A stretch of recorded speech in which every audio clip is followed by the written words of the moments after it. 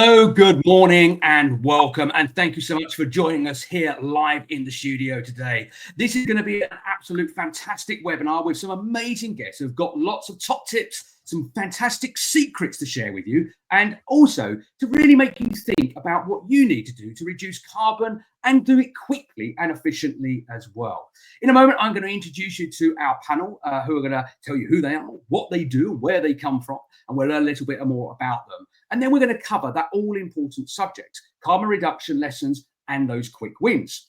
Now, throughout this morning, over the course of the next hour, we are going to be talking about, and not limited to, but the following: which companies are mandated to account for their carbon, the competitive benefits of achieving carbon neutrality, quick wins in reduction and sustainable energy, the return on investment in sustainable solutions, the customer experience of Arden Winch, and surprises and myths to be busted.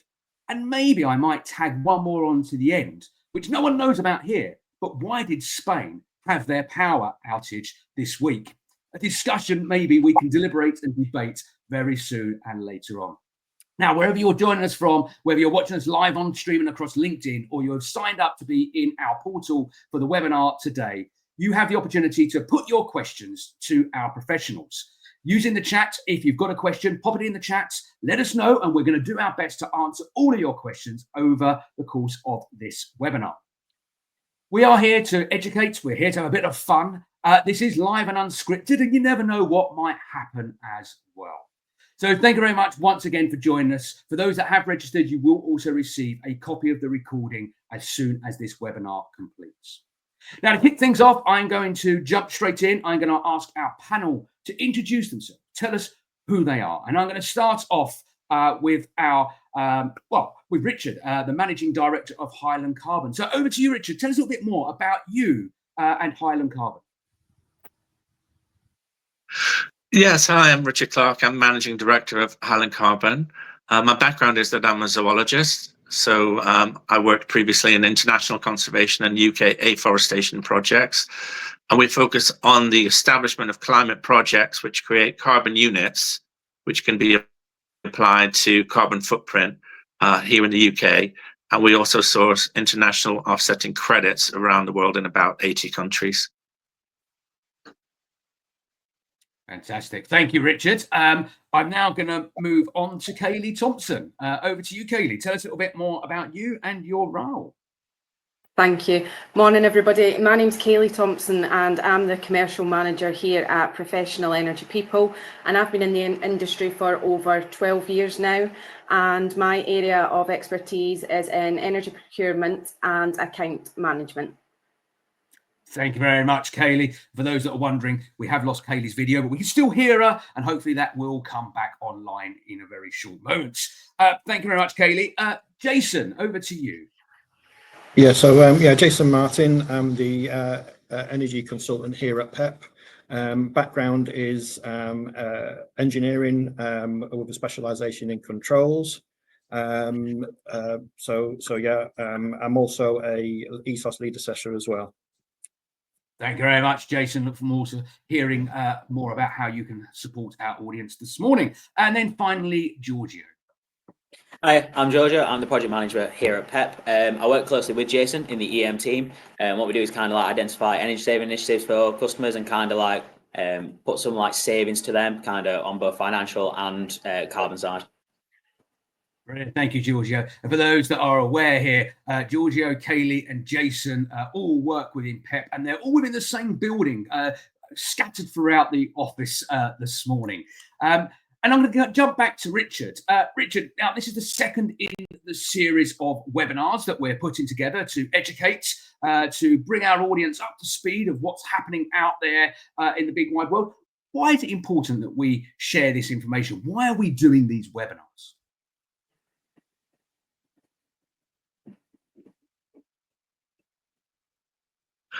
Yeah, so it's really important in terms of achieving climate targets for us to be, as a society and as a world, reducing, as well as then managing the residual carbon through carbon units, carbon credits.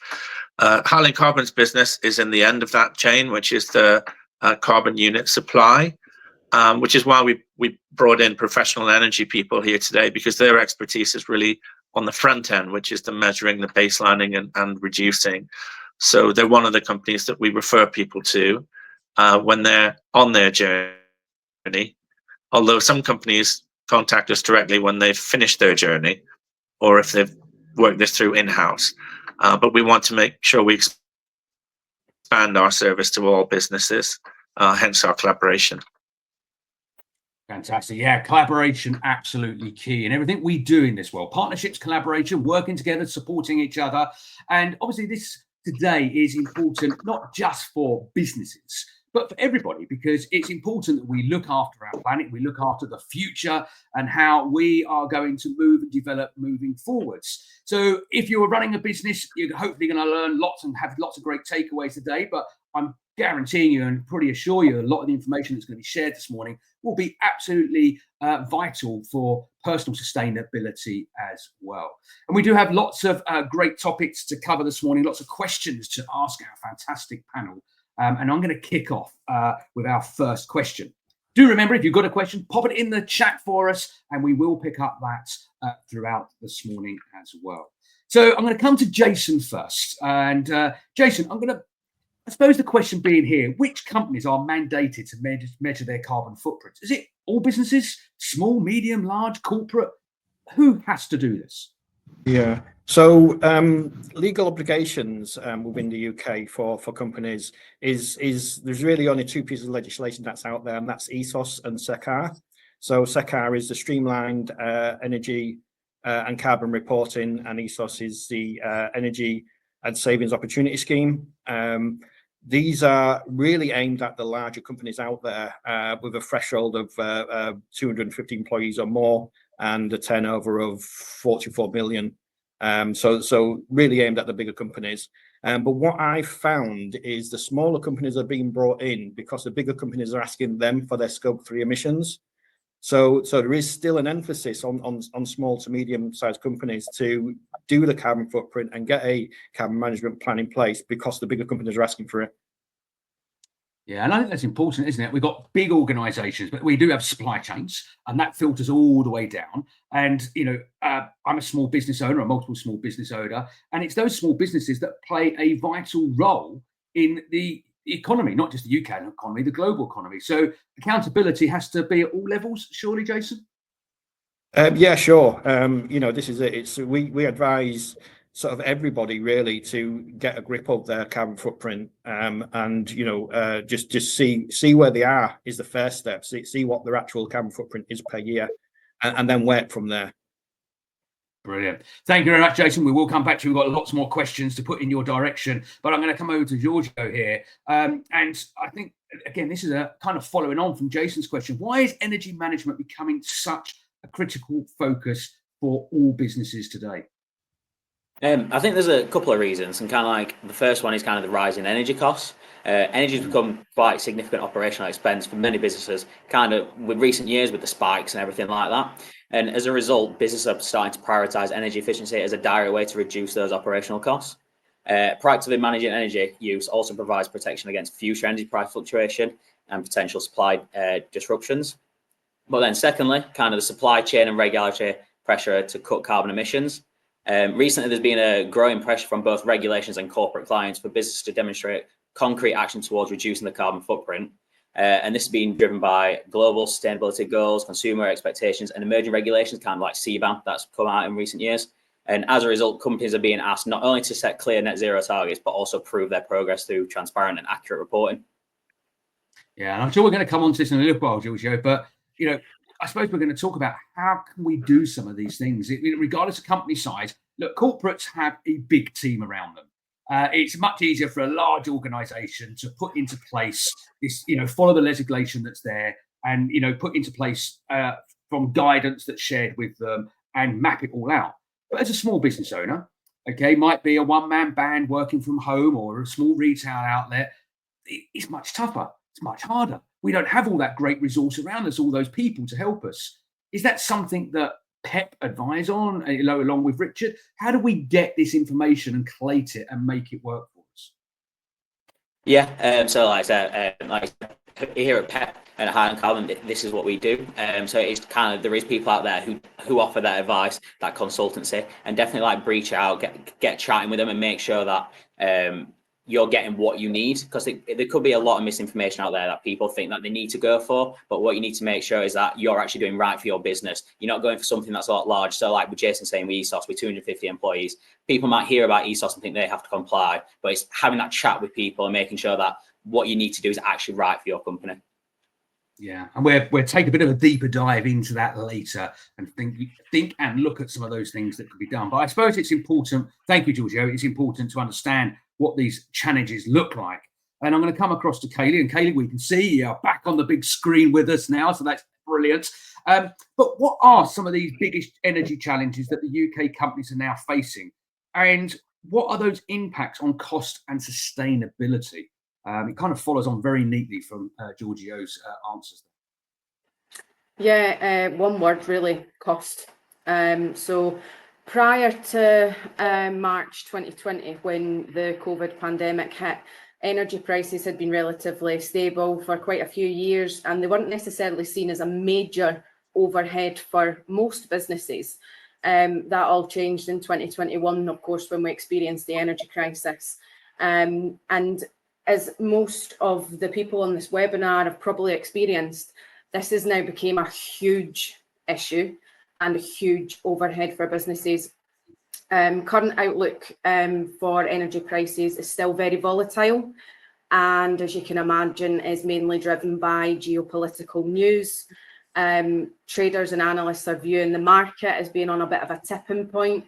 Successful peace talks between Russia and Ukraine could potentially bring stability back to the markets, and potentially we could see Russian gas majorly re-enter the supply chain, and then of course unsuccessful talks would have the opposite effect to that.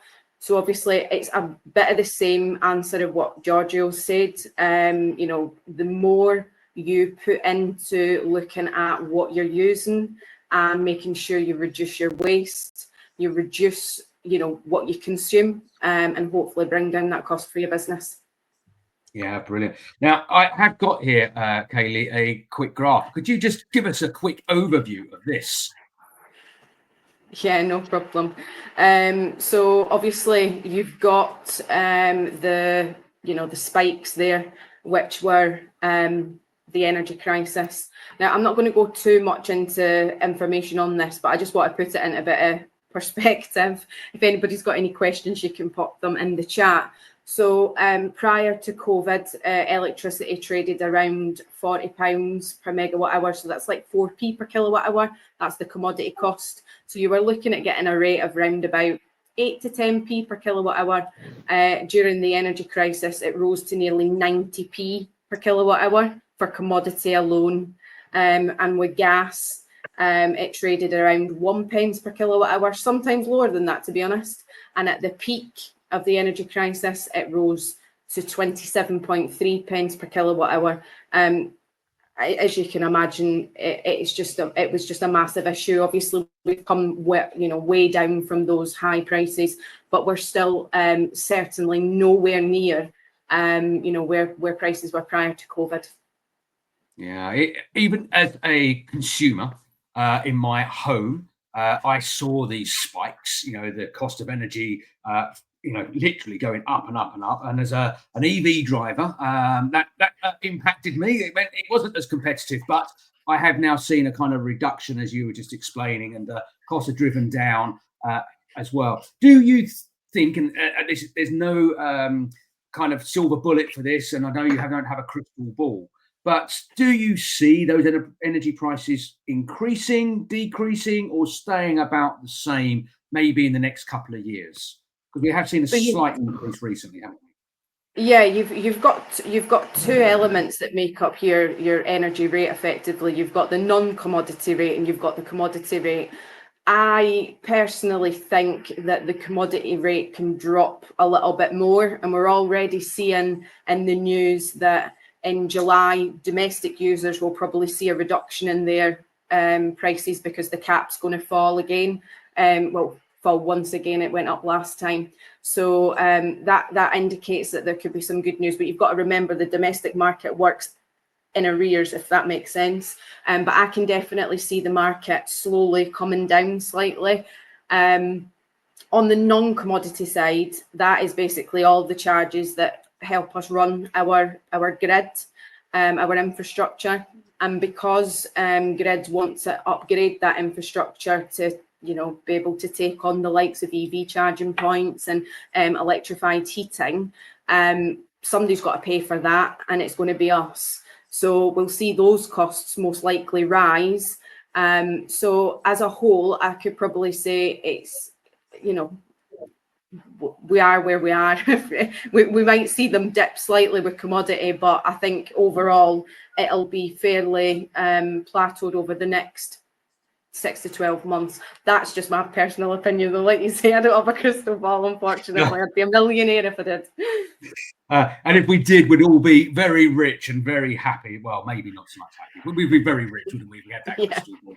And of course, yeah, I understand it's your personal opinion, and that's why I wanted to kind of understand, you know, where do you think? And actually, I'll open this up before we move on to our next question. Richard, Giorgio, Jason, what do you think that market looks like? Do you think Kaylee's right or wrong, or do you disagree, agree? Do you see something different maybe happening? Any opinions on that? Don't all jump in at once. Yeah, no. It's, I would say it's very much looking at. Sorry, it's very much looking at the geopolitical situation around the world. You know, it's not just Russia; it's China as well. You know, the LPG imports to China from America, they've been hit with the tariffs.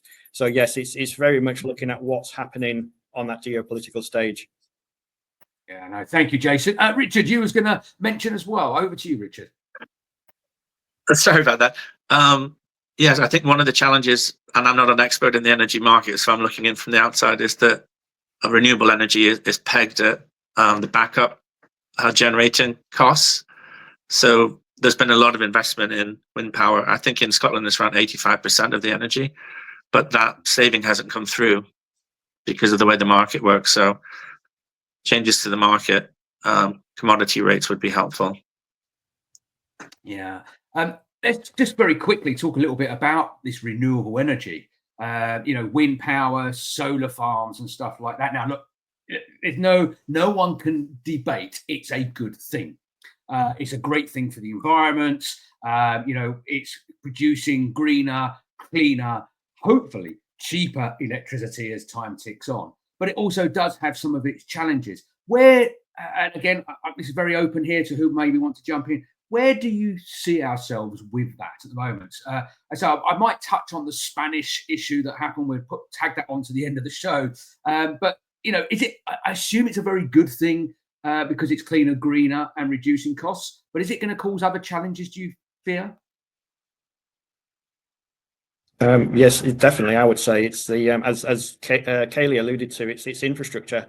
We need a massive investment in the infrastructure in the UK, and that will sort of have an effect on how all this green energy is managed.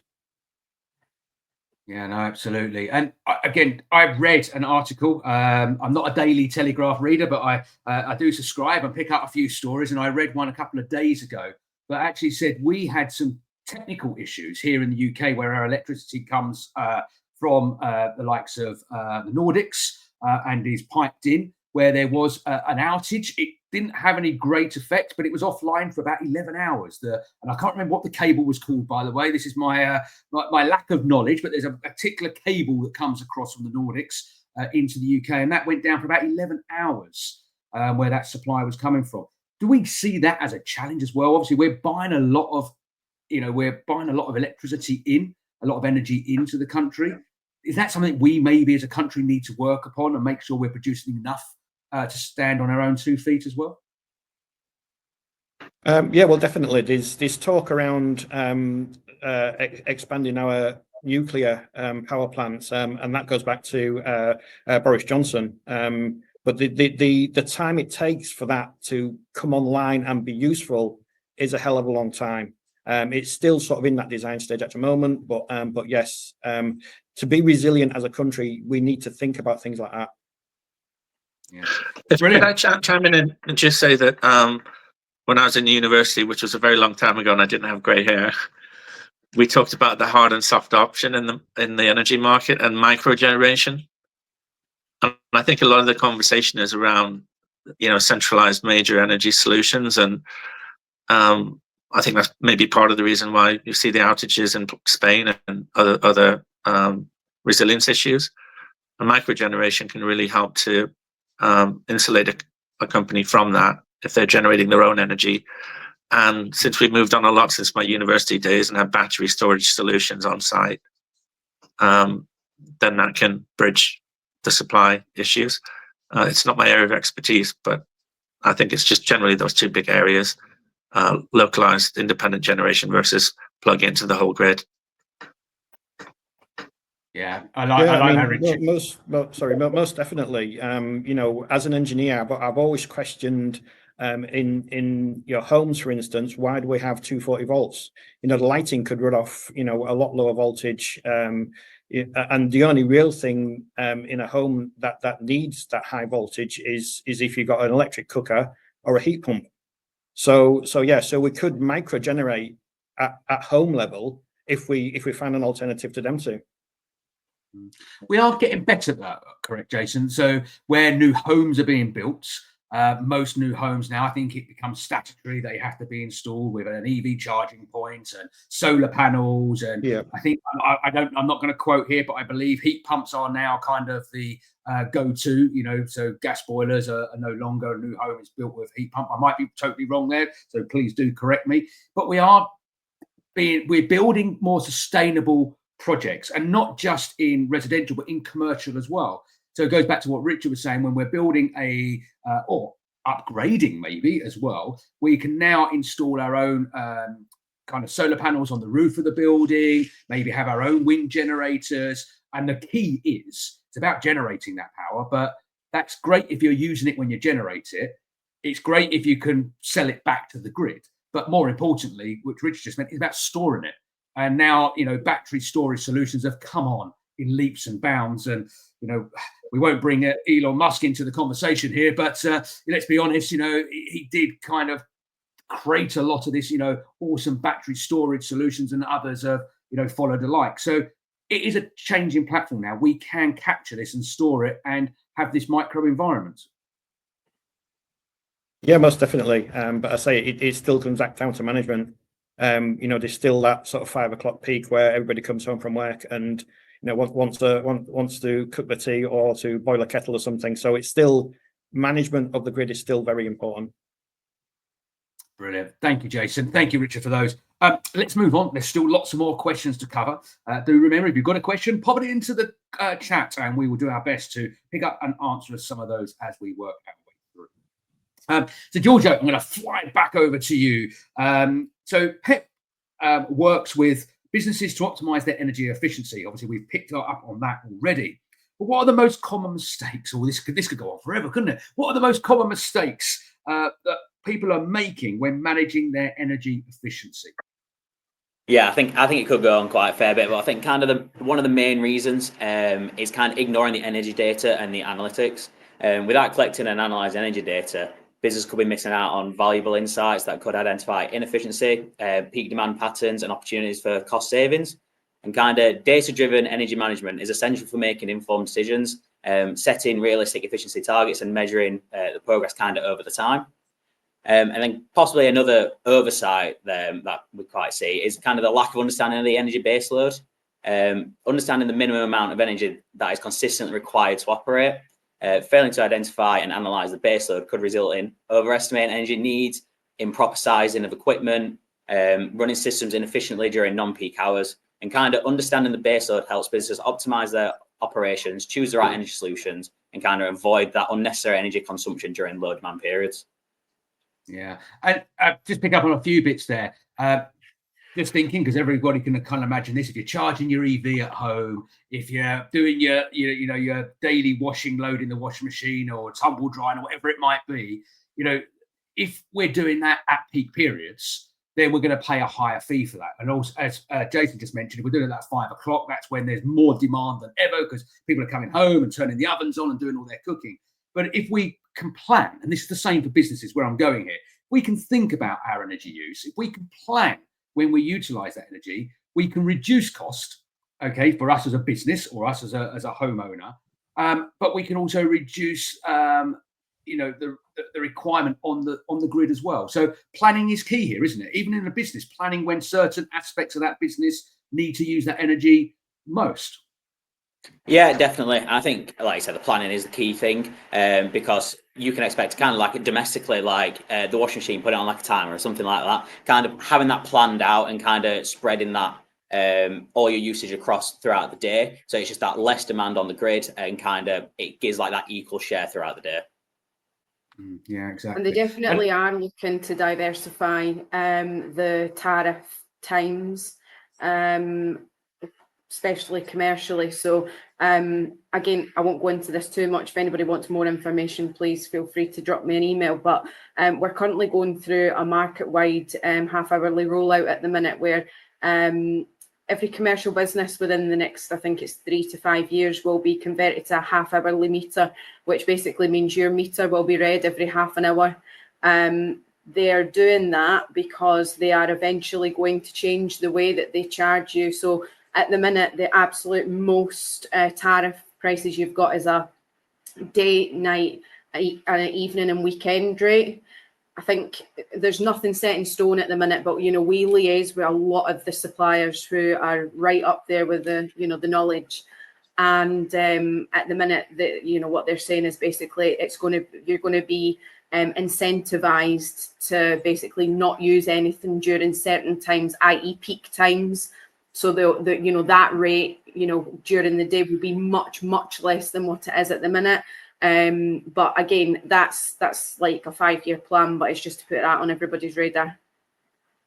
Yeah, it's interesting, Kaylee, because I look at lots of things in life, in business, and things are still quite archaic. We're kind of living in the past a little bit. We've got technology now, and there's no reason that we can't come up with a different type of solution. You're talking about monitoring energy every half hour, but the technology exists that we can do it real time. There's no reason we can't be capturing that data real time. And there I go down the AI route here, but with the powers of AI processing and tools, it could be actually analysing that energy usage and maybe advising the user, the business, etc., how to be more efficient. Don't turn that on just yet, because actually the electric's going to be a little bit cheaper in the next half an hour for you. So reduction as well. So I totally agree with you, Kelly. I think there's a need, and not just in the energy sector, but in probably so many sectors, for a bit of a reset, a refresh, a look at what we can do and how we can definitely do it better. Again, we need that crystal ball to see what it looks like. Is there, and again, open tool, is there any tools out there today? Okay, so at home, again, I'm thinking at home, I have an energy meter. Okay, it's connected. I've got smart meters. I can see exactly how much energy I'm using right at this particular time, whether it's gas, whether it's electricity. In a commercial environment, let's go back to the business world, small businesses, medium-sized enterprises, is there any way that they, or should they be monitoring that energy now? Can they buy something off the shelf, have it installed to get smarter results? There's definitely programs out there. I think, not to name any names, but there's definitely programs out there that we could definitely recommend. It really just depends on what you want. Again, it's coming down to asking, the questions of what do you want to target? What do you want to monitor? What do you want to evaluate effectively? And then you can basically build, there's plenty of people that could build a bespoke program around that. And that, that could be for anybody from a small business right the way up to a corporate company.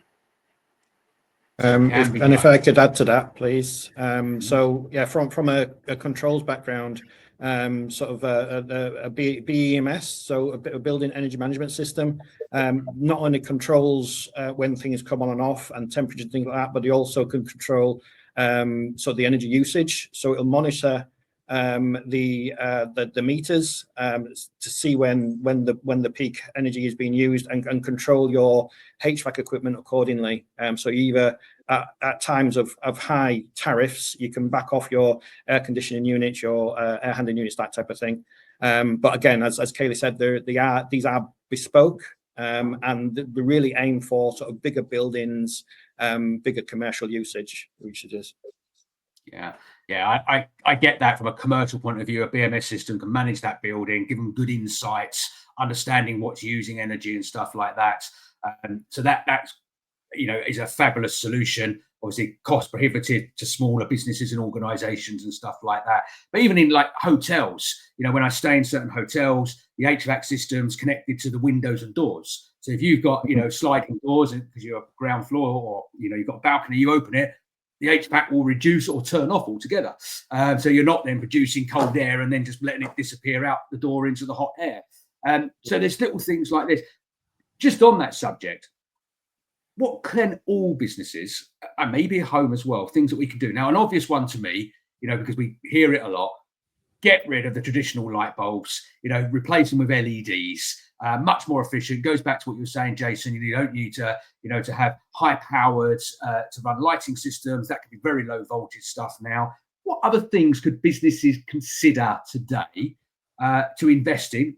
Again, without spending big money on management systems, but little things. What little things could they do that's going to reduce their power consumption, reduce their energy consumption, so their prices will come down, and also, no doubt, tick a lot of boxes when they may be for tenders and stuff like that from that whole sustainability side? What things could they consider? Just pick a few.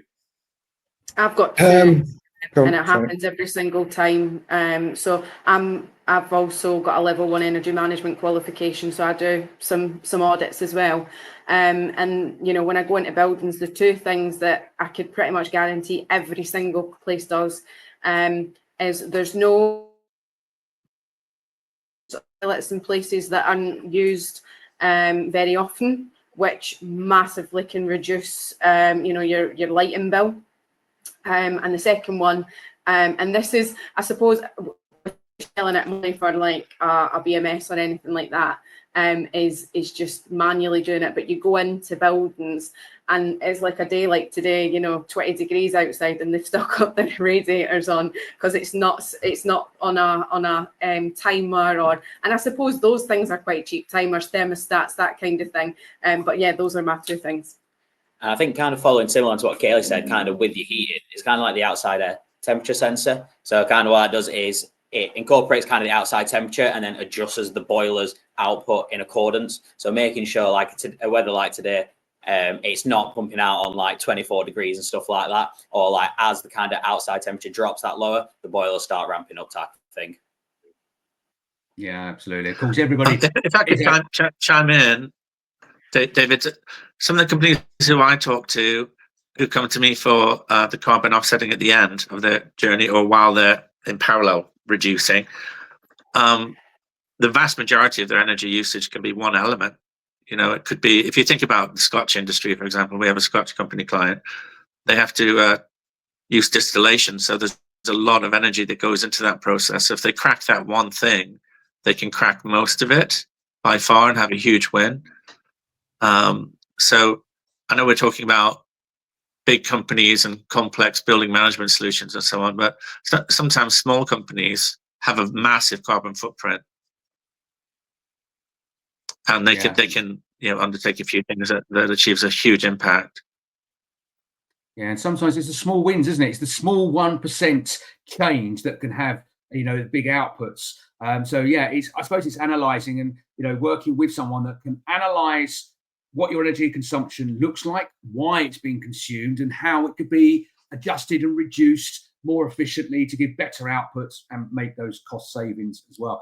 Just for example, I work with a university. You were talking about universities earlier, Richard. I work with a particular university. I'm not going to name and shame here at all. But it takes them, because it's a very old university building, to fire up their heating system. They end up firing it up a week before it gets cold. It's one of those type of systems. It takes a long while to get up to temperature and start working.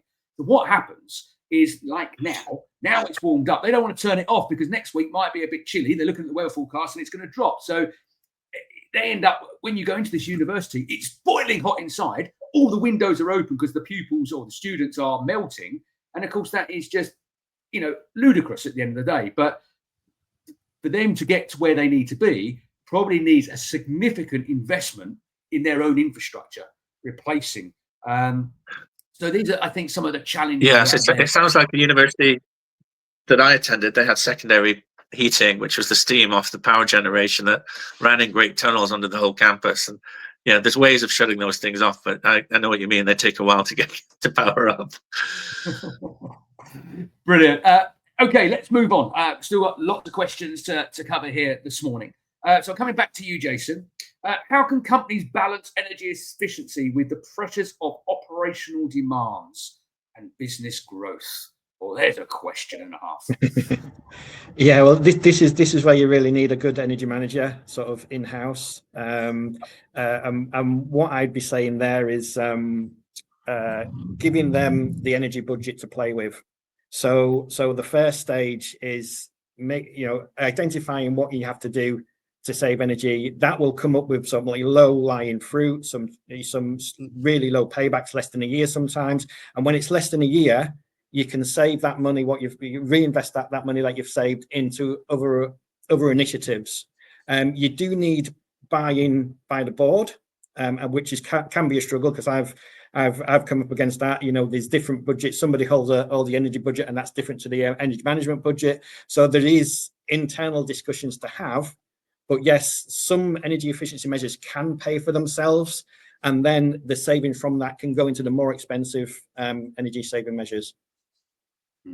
I know there's lots of schemes, and I assume they still operate and run, not just where I live, but on a national basis, where local authorities will actually either provide some funding that might be match funding. So you have to put in some money of your own hard-earned money, and they will match it to a certain level. In some cases, that funding is available free.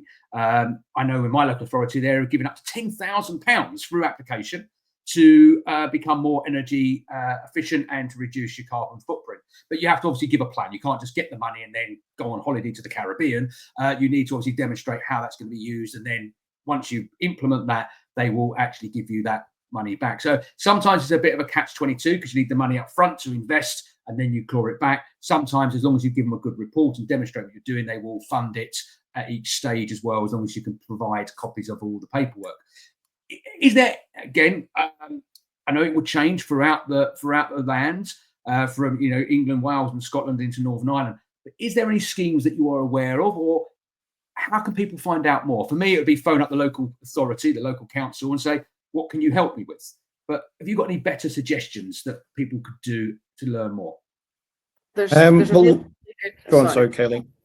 No, just a quick one. There's a really good website, and if you go on FCS Associates, you can actually look at all the funding that's available per region.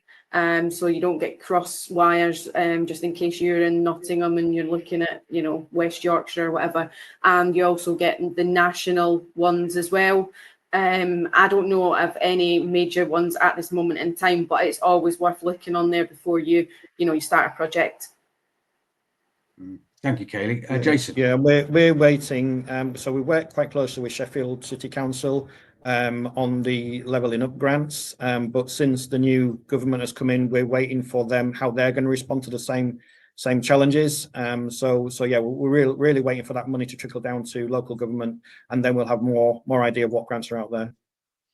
So we're keeping our fingers crossed firmly that the government in power now will come up with some ideas and put into place some practical solutions as well. And can people then, and I will give out contact details and websites later before we finish, but can people then approach, obviously Richard at Highland Carbon, of course, but also PEP as a national authority, come to you and find out how to potentially tap into these funded opportunities?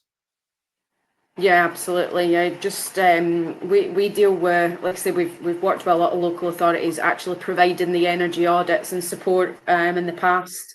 So yeah, if anybody did want to look at applying for any funding and was struggling, then by all means feel free to contact us. Fantastic. And Richard, from your side, where you're working with these SMEs and larger size organisations, I assume that when you're working with them, if you know about the funding, because you're obviously keeping on top of what's out there, you can advise and give people guidance and how to access it and implement it as well. I do that by referring to experts like professional energy people on that side of it. But what I will say, just out to the answers given so far, is that companies can program in their costs over multiple years, as long as they have a strategy for it. So I talk to quite a lot of companies who are migrating to electric chargers, but they don't buy a whole fleet of electric lorries or buses or cars in one go. It's usually programmed over time alongside the savings that comes off it. Some will make a big capital investment from the start and do it, from the off. I've seen that, where companies want to be net zero from the start, and that gives them some competitive advantages. But the grant funding side isn't my arena, really. No, so you'll just signpost the people in the right direction to access funding, and then obviously you can help them once they get access to that. How to spend it is probably the best way to put it. How they can make the most of that funding. Brilliant, thank you, Richard. Jason, sticking with you, how important is energy? How important is an energy survey to developing a net zero strategy? I'd imagine it's really important. It's like anything in life, you need to know what you're going to do to how to get there. Yeah, so that's it. So yeah, that's really the first stage, and it's really sort of like the nitty-gritty of developing your carbon reduction plan. It comes up with the energy saving initiatives. Me personally, how I got about it is really apply thermodynamics. So going back to physics from school, thermodynamics, and when I walk around a factory or something like that, I ask myself 2 questions of every single bit of equipment. The first one is, can the work done by that equipment be produced more efficiently? And then secondly, can it be controlled more efficiently?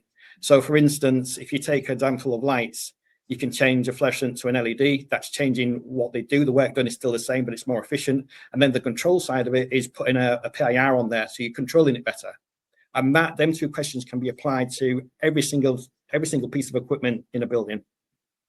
That's a good tip, isn't it? To look at how you can change something, but not to lose out, but how to make it more efficient. And in fact, actually, most LED lights now are better than traditional fluorescent lights as well. So you get better lighting, better mood lighting as well. So it's a win-win in that particular situation. So planning is key, Jason. If people are looking for planning, what's the best way to go about it?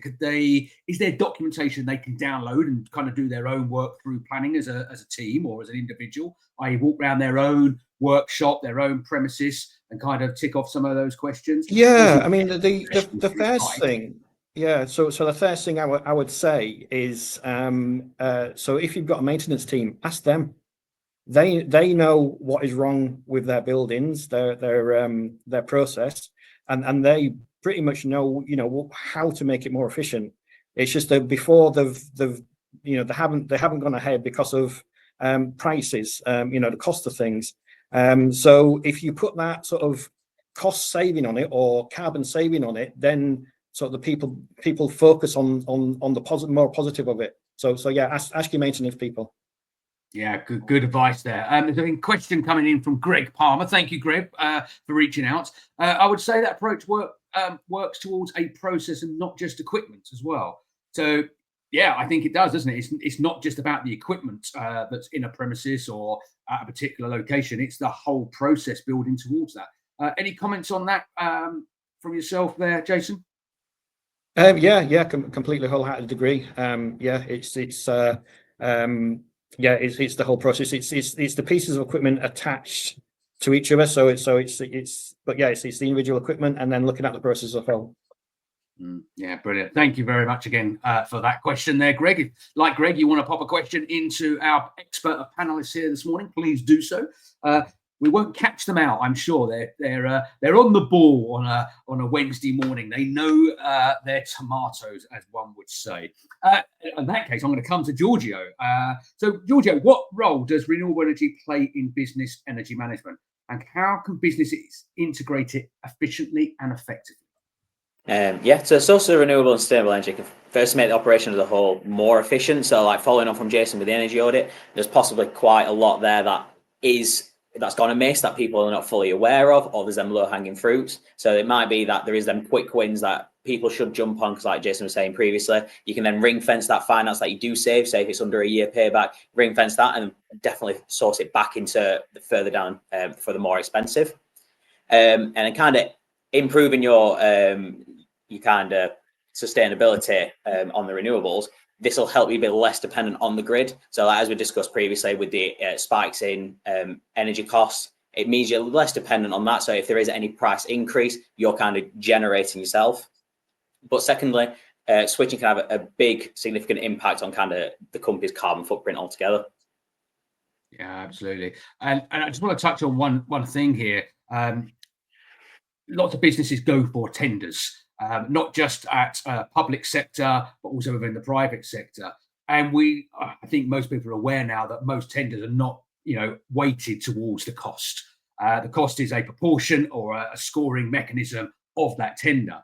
But a big part of a lot of these now, and there's other things that come into play, so not limited to, but is the sustainability, is the carbon footprint side, is, how do you score on that side of things? And if you're a small business, because I'm sure we've got a number of small businesses joining us today, and by the way, a small business it's classified anyone up to 250 employees, 50 million euro or sterling turnover. So that's a small to medium-sized enterprise these days. So it probably accounts for a very big proportion of our viewers this morning. If they want to win that tender, they're going to have to demonstrate that they are doing what we're talking about, and it's being done. So monitoring, recording, and measuring their energy use is vital, and how to reduce it. Yes, I'll chime in if I may from the end of this chain where a company can make claims about being carbon neutral. These things can be claimed to a whole company, or they can be claimed against particular parts of the company, such as production or at the product level. If you're selling a product or a service to a major company client, and you can say that it's carbon neutral, that then, as we were saying earlier, appears in the Scope 3 reporting of the major customer. And that could be enormous. I'm thinking of sectors like retail and grocery, for example, but there's many others where egg companies, there's only a handful of them, but it's a major item that's traded.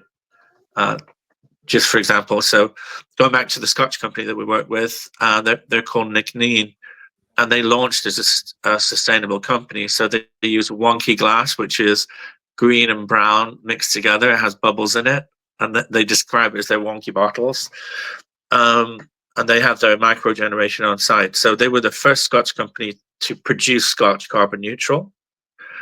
And shortly after working with us, they had a huge splash in Forbes magazine. And about a month ago, they won a global sustainability award. So it's not really just what you do, it's what you do with that achievement, how you market it and position the company. It can be enormous for a company to have a competitive advantage against competitors.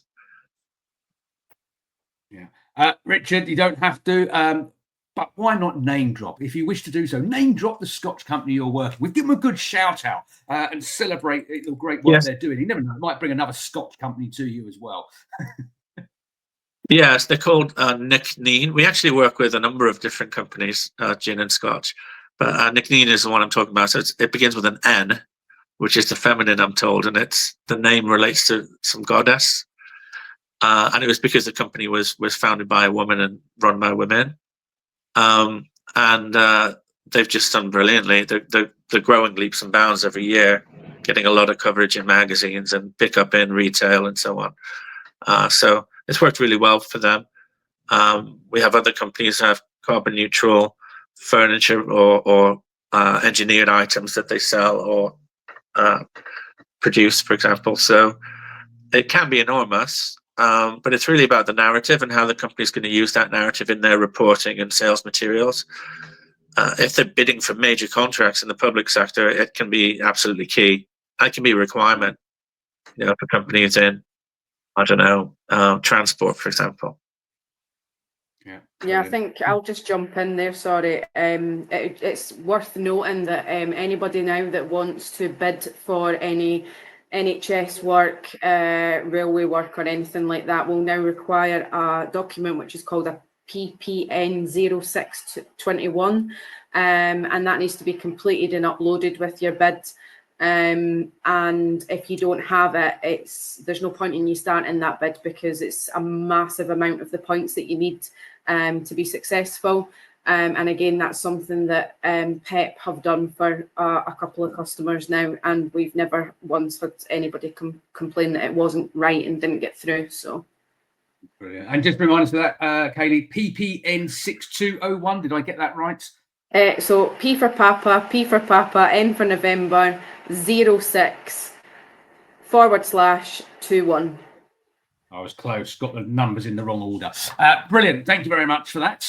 That's, again, great information to be sharing with the audience here this morning if they're looking at any of that public sector tender. Got some more questions coming into the chat. I'm conscious of time here, but let's just sort of pick up on a few of these. So, Catherine Thomas, which UK sectors do you think are great at planning and executing roadmaps for moving towards net zero that we can learn from? So maybe, I don't know if there's someone wants to pick up on this question, maybe pick up on a couple of those UK sectors that are great at planning and executing roadmaps. Who's positioned to maybe answer that question? I'll start. Some of the larger companies in finance, insurance, and so on are very, very good at it, and have been doing it for some while. The largest companies will have in-house teams as well, and the medium-sized companies, it can really be across a whole range of sectors, but it's more about what they're going to do with it. As I was mentioning a moment ago, what advantages it's going to give them in the marketplace, and some of that, if they're in B2B, which we haven't talked about a great deal, is really about the impact on sales, direct to consumers, and that can be enormous. It could be a medium company or a small company with a key product or a few products that they're selling, and it can make a huge difference on how people respond if they're buying online or if they're buying it in store. Yeah, brilliant. Thank you, Richard. Another question here. So Ed Williams, thank you very much, Ed, for reaching out. Regarding Kaylee's point earlier about electricity costs being more targeted in the future based on time of use, what time periods are expected to be most expensive and when will be cheapest? Probably back to you, Kaylee, but anyone else can jump in. Crystal ball moments. So this is obviously an opinion and only your opinion, but what do you think on this, Kaylee? Yeah, so the most expensive periods are going to be what we call our peak times at the minute. So, I think the biggest peak time at the minute is classed as 4 p.m. to 7 p.m. And then you've got like a second peak period between 8 and I think it's 10:30 p.m. I think, off the top of my head. The cheapest times are absolutely going to be early hours of the morning. So from say midnight till maybe 4 or 5 o'clock in the morning.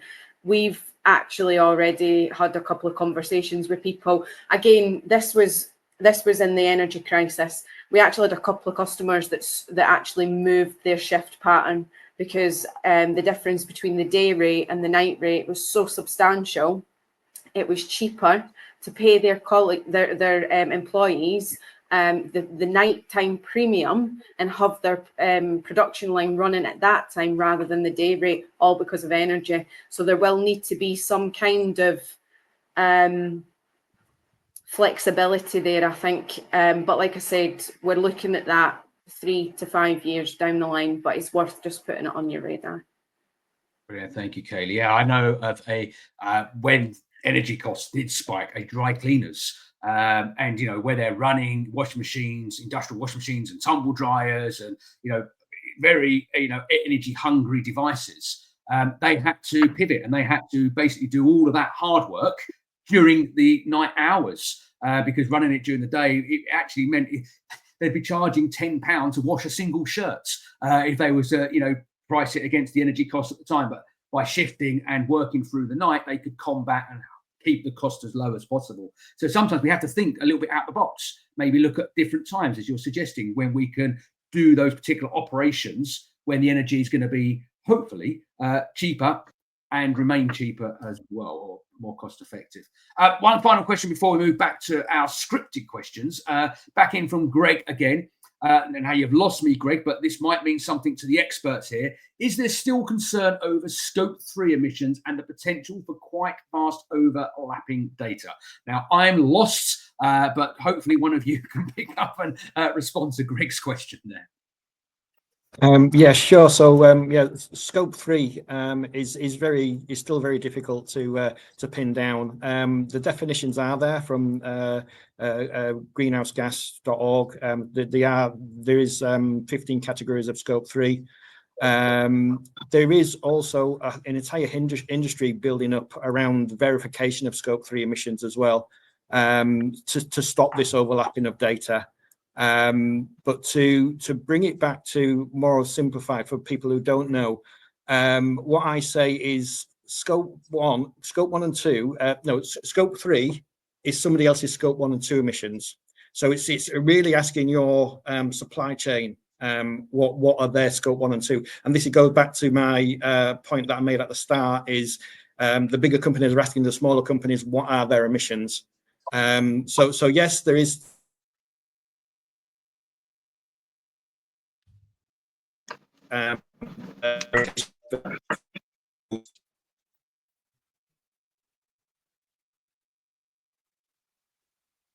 Oh, I think we just lost you at Did the end there. Did I cut out then? Sorry, yeah, I saw my right at the end. Yeah, no, that's fine. You're back in the room. We lost just the very end part of that, but not to worry. So thank you for picking up on that. I think I need to pick up a reading book around about Scope 3 and upskill my knowledge and understanding.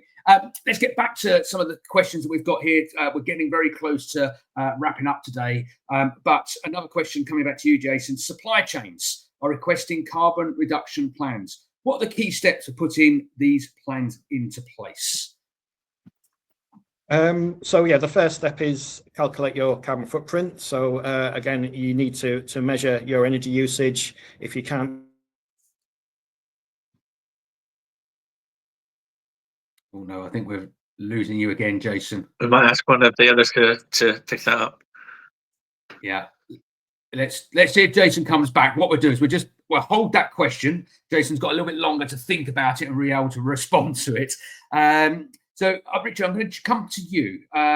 So, let's talk about how things are important. So, how important is it for a company to be committed to reducing their CO2 emissions and offsetting this balance versus just offsetting the whole carbon footprint? It's absolutely essential, because this is really about reputation and narrative, and consumers and the public are really on it. And if they get a whiff that a company is really not going about this appropriately, it becomes an issue from a PR perspective. But then also in terms of the recognized frameworks that are out there, such as PAS 2060 and the new ISO 14068-1 framework that's coming in, they require baseline reporting and reducing. So for a company to have their carbon audited and certified, they have to be doing this. Yeah, no, absolutely. But one thing to add is there is a voluntary market and a mandatory market. So we work with most companies in the voluntary market at Highland Carbon, but there is a separate market which is mandated. So the mandated market is high energy users like steel, glass, aluminium, concrete, energy, heavy industry, and transport. But companies who aren't required to report, a lot of them are doing it anyway, and going for carbon neutral outcomes or net zero as a business if they can. So it's not just about what's legally required, it's about doing what's right and what helps for the customers and for commercial reasons that we've covered. Yeah, brilliant. Thank you, Richard. As we hit top of the hour and we move from AM into PM, I'm going to come back to Jason. Jason, just to repeat the question, hopefully your connection will work this time. So some supply chains are requesting carbon reduction plans. What are the key steps for putting these plans into place? So yeah, so first one is the carbon footprinting. So make sure what your carbon footprint. After that, it's developing your energy saving initiatives. So that sort of is an energy saving energy audit. From that you get a big long list of ideas. You go through them either sort of like on payback or cost, and then from that you start developing your roadmap to net zero. You look at how much money you want to throw at it, and then comparing the list to how much money you've got really gives you your year of net zero. We always say, like, yeah, the government is saying 2050, but looking at how the industry is developing, you don't necessarily have to hit the same target. You just have to have some plan in place to say, yes, we are doing this. This is what we plan to do next. Financial issues affect it. So as long as you've got that plan in place, you know what you're doing. That is the key issue.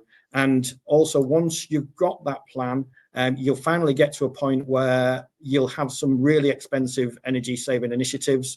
So you may not be able to do them straight away. So then that's when you look at offsetting, and you need to talk to companies like Richard's company to help you do that. Brilliant. Thank you, Jason. And actually, coming to Richard, final few questions to bring us to a conclusion for this webinar. So, Richard, what are the competitive advantages to businesses that achieve carbon neutral status for all parts of their emissions? The reputation area is absolutely critical. And if you think about all the communications that companies put out, you've got investor relations materials, there's annual reporting, there's ESG reporting, which is environmental, social governance, and so on, customer-facing communications and marketing and advertising and on product and everything. If they get everything lined up through this process of measuring, reducing, and offsetting, and achieving net zero or carbon neutral on particular elements, then that content flows through everything they do. And for us, we often find it's more than about the carbon, because we can bring other narratives into play, such as community economic impacts, well-being outcomes, educational outcomes, flood mitigation, water quality enhancement, biodiversity uplift, and nature improvement. So each of those things can be communicated by the given customer in terms of their sustainable development goal outcomes. So carbon is one piece, but it's part of a bigger narrative, I would say. And let's talk about myth busting. It's our final question of today. What are the myths about carbon market need to be busted? Now, there could be lots of them, but pick out a couple of the key ones that I think is important that we bust at the end of this webinar. Yes, I think the key one is that companies are just offsetting without reducing. It's typically not the case. It's not something I've come across. So our customers are always reducing and reporting, and they need this bit to bolt on. And hopefully that will give some reassurance to a lot of people. The other side is that it's a cowboy, untraceable, unregulated market. And actually, there's commodity exchanges for this. So we are selling traceable units on commodity exchanges. So they can only be sold once, and they are then assigned a retirement certificate for the carbon that they purchase, and they can then use that as an official document in their reporting. We never buy off outside of the commodity exchange arena. So if a company rings us up from, I don't know, South America, Africa, or India, wherever it is, and they say they'd like to sell to us directly, we don't get involved with that. It's only through traceable. And the final one I'll say is companies are getting away with it. You know, companies are offsetting instead of doing the right thing. And in the mandated market, they're required to measure, reduce, and offset. And in the voluntary market, they don't have to do it at all. So if you look at it like that, nobody's actually getting away with it. Yeah, and it's a shame, isn't it? Because yes, I understand why people are cheating the system, I suppose, because they want to be able to tick the boxes. But Hopefully you got all of that. Did I cut out a all? Yeah, no, we got it all. We got it all. I was just saying, really, those that are cheating the market, it doesn't really pay dividends at the end of the day. At the end of the day, we're trying to protect our planet. We're trying to be more efficient, reduce overheads and costs. And by just buying it off the shelf is not doing anybody any favors. Thank you very much for that, Richard. We do come to the end of our webinar here this morning. I want to firstly thank our amazing panel for sharing all their knowledge, experience. And I just want to obviously thank Richard as well for bringing this webinar together. It's been a pleasure to host this morning. Of course, if you want to reach out and get in touch, you can get in touch with Richard through his website at highlandcarbon.com, or you can email Richard at highlandcarbon.com. And then, of course, we have the amazing team from the Professional Energy people. You can go to their website, pepgb.com. And then I will quickly share their email address because they've already told me they're happy for you to reach out and ask those questions. So if you want to get in touch with Kaylee Thompson, it's Kaylee at pepgb.com. You want to get in touch with Giorgio, it's Giorgio at pepgb.com.